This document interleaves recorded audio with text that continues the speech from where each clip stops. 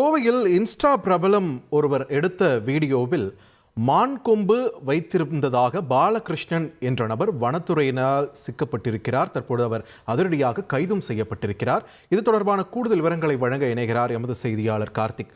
கார்த்திக், வணக்கம். கைது செய்யப்பட்டிருக்கக்கூடிய பாலகிருஷ்ணன் அவர் மேல என்ன நடவடிக்கை எடுக்க வாய்ப்பு இருக்கிறது? இந்த சம்பவத்துடைய முழு பின்னணி என்ன? வணக்கம். கோவை ராமநாதபுரம் பகுதியைச் சேர்ந்த பாலகிருஷ்ணன் என்பவர் வீட்டில் மான் கொம்பு வைத்திருந்தது. அதே சமயம் ஒரு இன்ஸ்டாகிராம் பிரபலத்துக்கு ஒரு நேர்காணல்ல தான் கழுத்துல போட்டிருக்கக்கூடிய டாலர்ல இருக்கக்கூடியது புலி நகம் என்று சொன்ன அந்த குற்றச்சம்பவங்களுக்காக வனத்துறையினர் தற்போது அவரை கைது செய்து தற்போது ஒரு சிறையில் அடைப்பதற்கான நீதிமன்றத்துக்கு அழைத்து சென்றுட்டு இருக்காங்க.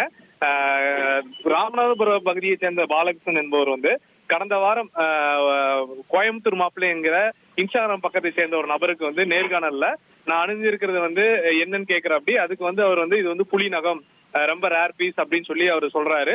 அதை வீடியோவா அவர் பதிவு பண்ணி அவருடைய பக்கத்துல இன்ஸ்டாகிராம் பக்கத்துல விட்டுருக்காரு. அந்த வீடியோ வேகமா பரவி பல்வேறு தரப்புல பேசு பொருளாக மாறியது. இந்த சூழல்ல கோவை வனத்துறையினர் அந்த வீடியோவை கைப்பற்றி பாலகிருஷ்ணன் என்பவர் ராமநாதபுரத்தை சேர்ந்தவர் என்பவரும் அவர் வீட்டுல சோதனை செஞ்சிருக்காங்க. 2 தினங்களுக்கு முன்பு அவர் வீட்டுல சோதனை செய்யும்போது அந்த பாலகிருஷ்ணன் என்பவர் இல்லை.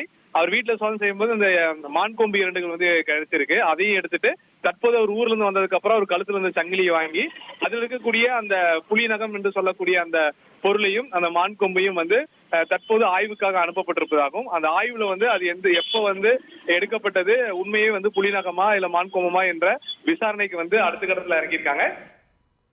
நன்றி கார்த்திக், உங்களுடைய விரிவான தகவல்களுக்கு.